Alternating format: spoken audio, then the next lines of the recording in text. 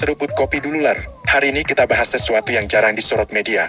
Tapi efeknya gede banget buat masa depan teknologi Indonesia. BRIN kembali muncul di panggung antariksa dunia. Baru-baru ini, BRIN kembali menunjukkan taringnya di dunia antariksa global. Lewat stasiun Bumi Rancabungur, BRIN terlibat langsung dalam peluncuran roket LVM-3M6 milik ISRO India, bukan sekadar numpang nama, tapi terlibat di sisi krusial, tracking, telemetry, dan transmisi data roket.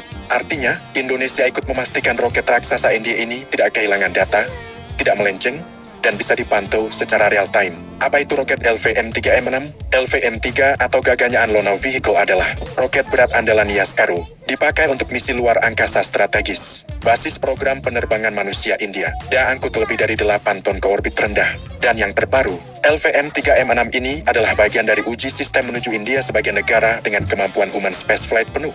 Peran BRIN bukan pelengkap, tapi kunci. BRIN lewat stasiun Bumi Rancabungur Bogor berperan dalam tracking lintasan roket, penerimaan telemetri, pemantauan data penerbangan, sinkronisasi komunikasi lintas benua. Kalau sistem ini gagal, data bisa hilang, misi bisa gagal dianalisis, evaluasi roket jadi pincang. Jadi ini bukan kerjaan raja. Kenapa India melibatkan Indonesia? Ini poin penting. Indonesia dipilih karena posisi geografis strategis di lintasan orbit, infrastruktur ground station yang stabil, pengalaman panjang sejak era 8, hubungan teknis yang sudah teruji dengan ISRO. Artinya Indonesia bukan penonton, tapi mitra teknis aktif. Arti STRATEGIS buat Indonesia. Keterlibatan ini membuka beberapa peluang besar.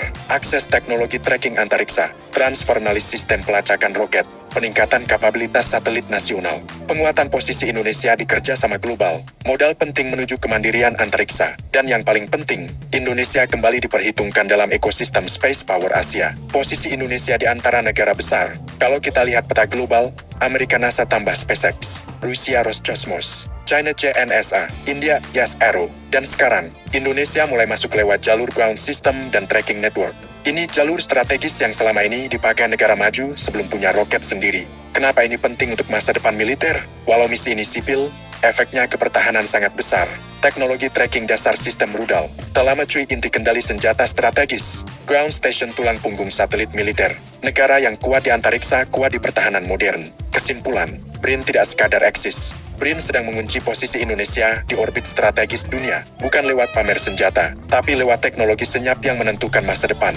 Dan kalau ini konsisten, bukan tidak mungkin Indonesia kembali punya program antariksa besar dalam 1 dekade ke depan. Penutup, kalau menurut kalian, apakah Indonesia sudah waktunya punya roket orbital sendiri? Tulis pendapat kalian di kolom komentar. Dan seperti biasa, jangan lupa subscribe, like, dan komen di bawah sambil ngopi.